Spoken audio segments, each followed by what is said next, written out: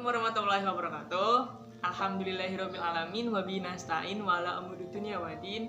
Wassalatu wassalamu ala asyrofil anbiya'i wal mursalin wa ala alihi wa sahbihi ajmain amma ba'du. Yang pertama dan yang paling utama, marilah kita panjatkan puja dan puji syukur kehadirat Allah Subhanahu wa taala yang telah memberikan rahmat dan hidayahnya kepada kita semua sehingga kita bisa berkumpul dalam materi perkuliahan fikih siasah.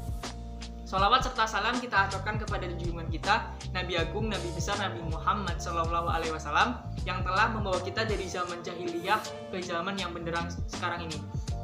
Tak lupa kami aturkan kepada Ibu Arini Rufaidah, MHI selaku dosen pengampu mata kuliah fikih siasah serta teman-teman mahasiswa untuk mata kuliah fikih siasah. Pada kesempatan yang baik ini, izinkanlah kami dari kelompok 5 untuk memaparkan dan menjelaskan mengenai materi tentang perbandingan sistem pemerintahan era Daulah Umayyah dan era Abbasiyah. Sebagai gambaran, era Daulah Umayyah dan Abbasiyah ini adalah merupakan kekhalifahan Islam setelah Khulafaur Rasyidin. Sebelumnya, perkenalkan dulu, nama saya Sandy Hernanda selaku moderator pada diskusi kali ini dengan nomor induk mahasiswa 20 17 30 11 95 serta teman-teman saya. Yang pertama ada Ridatul Ais dengan nomor induk mahasiswa 20 17 30 11 72. Lalu ada Afirolita Makfirotus Zahro dengan nomor induk mahasiswa 20 17 30 11 73. Lalu ada Lutfiana Livi Happy dengan nomor induk mahasiswa 20 17 30 11 51. Dan yang terakhir adalah Nimas Ayu Nurani dengan nomor induk mahasiswa 20 17 30 11 92. Untuk teman-teman mahasiswa jangan lupa disimak dan dirangkum ya, karena nanti setelah video ini selesai teman-teman berhak untuk menanyakan tentang perihal materi yang kami jelaskan. Oke, menginjak pada materi yang pertama mengenai pembentukan dinasti Umayyah akan dijelaskan oleh saudari Ridatul Ais. Dilanjutkan untuk materi yang kedua mengenai ketatanegaraan pada masa Bani Umayyah. Waktu dan layar dipersilahkan. Saya akan menjelaskan pembentukan dinasti Umayyah. Kerajaan Bani Umayyah didirikan oleh Muawiyah bin Abu Sufyan pada tahun 41 Hijriah atau 660 Masehi di Damaskus dan berlangsung hingga pada tahun 132 Hijriah atau 750 Masehi. Muawiyah bin Abu Sufyan adalah seorang politisi handal di mana pengalaman politiknya sebagai gubernur Syam. Pada zaman Khalifah Utsman bin Affan cukup mengantarkan dirinya mampu mengambil alih kekuasaan dari genggaman Ali bin Abi Thalib. Ketatanegaraan pada masa Bani Umayyah. Setelah Ali tewas terbunuh, pengikut-pengikutnya mengangkat Hasan bin Ali menjadi khalifah di Kufah. Sementara di Syam, kedudukan Muawiyah pun semakin kokoh didukung oleh penduduknya. Namun, Hasan bukanlah lawan yang berarti bagi Muawiyah. Hasan yang lemah dipaksa mengundurkan diri dari jabatannya dan membuat perjanjian damai dengan Muawiyah. Peristiwa ini menandakan rekonsiliasi umat Islam atau Am al-Jamaah yang telah bertikai selama beberapa tahun. Hasan pun melakukan baiat terhadap Muawiyah pada tahun 41 Hijriah dan diikuti oleh sebagian besar umat Islam. Terima kasih atas pemaparan yang disampaikan oleh saudari Ridatul Aisi. Selanjutnya, pemaparan mengenai kemajuan dalam sistem sosial, politik, dan ekonomi Daulah Bani Umayyah yang akan disampaikan oleh saudari Lutfiana Livi Happy. Dilanjutkan, pemaparan mengenai kemunduran Umayyah. Waktu dan layar dipersilakan. Kemajuan dalam sistem sosial, politik, dan ekonomi Daulah Bani Umayyah. 1. Sistem sosial. Dalam lapangan sosial, Bani Umayyah telah membuka terjadinya kontak antara bangsa-bangsa Muslim Arab dan negeri-negeri taklukan yang terkenal memiliki kebudayaan yang telah maju seperti Persia, Mesir, Eropa, dan sebagainya. Hal tersebut menyebabkan terjadinya akulturasi budaya antara Arab yang memiliki ciri-ciri Islam dengan tradisi bangsa-bangsa lain yang bernaung di bawah kekuasaan Islam. 2. Sistem politik. Perubahan yang paling menonjol pada Bani Umayyah terjadi pada sistem politik, diantaranya yaitu politik dalam negeri dan politik luar negeri. Yang ketiga yaitu sistem ekonomi. Pada Bani Umayyah, ekonomi mengalami kemajuan yang luar biasa dengan wilayah penaklukan yang begitu luas. Maka hal itu memungkinkannya untuk mengeksploitasi potensi ekonomi negeri-negeri taklukan. Kemudian yaitu adanya kemunduran Umayyah. Kebesaran yang telah diraih oleh dinasti Bani Umayyah ternyata tidak mampu menahan kehancurannya yang diakibatkan oleh beberapa faktor, antara lain yaitu pertentangan antara suku-suku Arab yang sejak lama terjadi menjadi dua kelompok, yaitu Arab Utara yang disebut dengan Mudoriyah yang menempati Irak dan Arab Selatan Himyariyah yang berdiam di wilayah Suriah. Di zaman dinasti Bani Umayyah, persaingan antara etnis ini mencapai puncaknya karena para khalifah cenderung kepada satu pihak dan menafikan yang lainnya. Terima kasih atas pemaparan yang disampaikan oleh Saudari Lutfiana Livi Happy. Selanjutnya, tadi kan udah kita bahas mengenai Daulah Bani Umayyah. Sekarang kita akan bahas mengenai Daulah Bani Abbasiyah. Yang pertama mengenai pembentukan Bani Abbasiyah yang akan disampaikan oleh Saudari Afiralita Mahfiratus Zahro. Dilanjutkan dengan ketatanegaraan Bani Abbasiyah. Waktu dan layar dipersilahkan. Pembentukan Bani Abbasiyah. Nama dinasti Abbasiyah diambil dari nama salah seorang paman Nabi Muhammad SAW bernama Al-Abbas bin Abdul Muthalib. Ibnu Hashim secara nasab, para pencetus dinasti ini memang termasuk keturunan keluarga Nabi dari jalur Al-Abbas.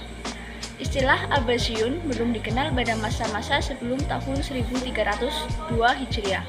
Yang terkenal adalah golongan yang mengatasnamakan istilah Hashimiyin atau Bani Hashim.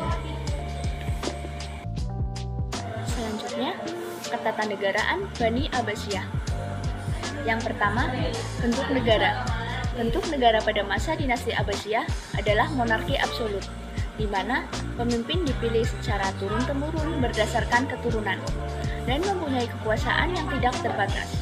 Namun, sistem monarki absolut yang mewarnai kekuasaan dinasti Abbasiyah sejatinya berbeda dengan sistem monarki yang pernah dipraktekkan pada era Umayyah.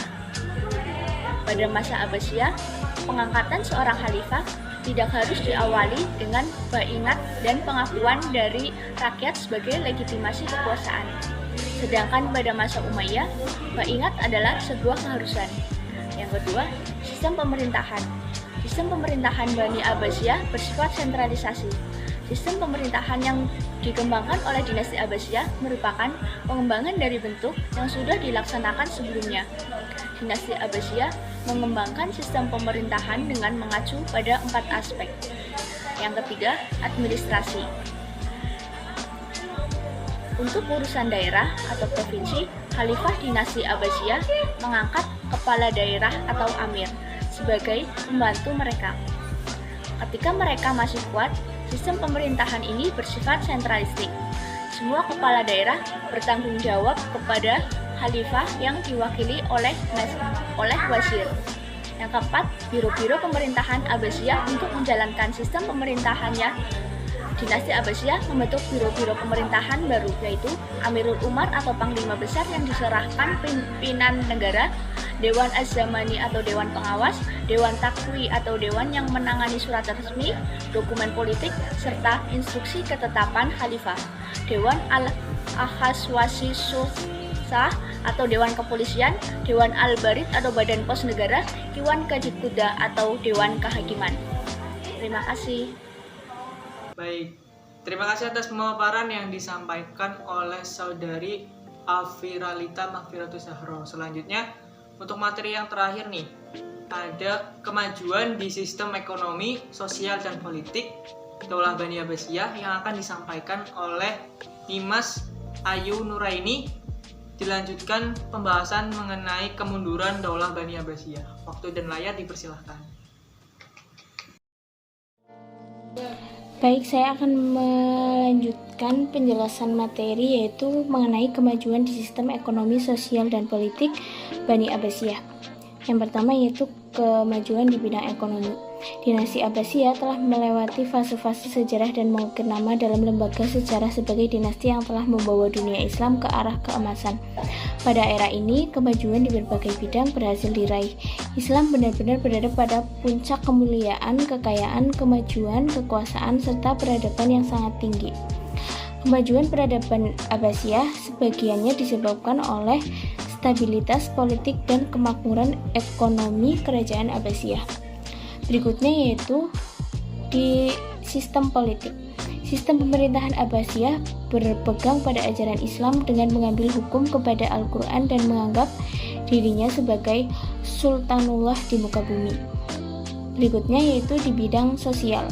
Pembagian kelas dalam masyarakat Daulah Abbasiyah tidak lagi berdasarkan ras atau kesukaan, melainkan berdasarkan jabatan seseorang, sehingga masyarakat Abbasiyah terbagi dalam dua kelompok besar, yaitu kelas khusus dan kelas umum. Selanjutnya yaitu kemajuan pendidikan Islam pada masa Bani Abbasiyah, yaitu di bidang ilmu agama, ilmu tafsir, ilmu hadis, ilmu kalam, dan ilmu fikih. Kemajuan sistem pendidikan pada masa dinasti Abbasiyah telah memberikan kontribusi yang besar terhadap kehidupan umat Islam dan dunia pada umumnya. Sistem pendidikan di zaman Abbasiyah telah menjadi model dan kiblat bagi pelaksanaan di berbagai belahan dunia, dan sampai saat ini pengaruhnya masih dapat kita rasakan. Selanjutnya yaitu kemunduran Bani Abbasiyah. Yang pertama yaitu kemunduran yang disebabkan oleh faktor eksternal. Yang pertama, perebutan kekuasaan di pusat pemerintahan. Khalifah Abbasiyah didirikan oleh Bani Abbas yang bersekutu dengan Persia. Menurut Ibnu Khaldun, ada dua tujuan di balik pemerintahan Bani Abbas untuk memilih orang Persia daripada Badui. Pertama, sulit bagi orang Badui untuk gagal mengingat Umayyah. Saat itu mereka adalah penghuni bintang 5 atau ras nomor 1. Kedua, orang Badui itu sendiri dipisahkan oleh kehadiran asabiyah atau leluhur. Faktor internal yang kedua yaitu hadirnya dinasti-dinasti kecil yang meremehkan diri. Daerah kekuasaan Abbasiyah dari periode awal hingga keruntuhan sangat luas. Motivasi utama dibalik mengapa banyak kabupaten menjadi otonom adalah terjadinya perselisihan atau pertempuran kekuatan di pemerintahan pusat yang dilancarkan oleh Persia dan Turki. Dampaknya daerah tertentu di perbatasan lepas dari tangan penguasa Bani Abbas. Faktor eksternal yang ketiga yaitu kemerosotan perekonomian. Pada periode awal, Bani Abbasiyah adalah pemerintahan yang kaya. Sesudah khalifah memasuki masa keruntuhan ini, penghasilan negara berkurang, sementara konsumsi meningkat lebih banyak. Penurunan penghasilan negara ini diakibatkan oleh menyempitnya daerah intensitas. Kegaduhan timbul di mana-mana sehingga berdampak pada perekonomian rakyat. Dipersedikitnya pungutan dari masyarakat dan banyaknya kerajaan-kerajaan kecil yang memproklamirkan kemerdekaannya sendiri dan tidak mau membayar upeti. Perekonomian yang tidak teratur diakibatkan oleh keadaan politik yang tidak stabil.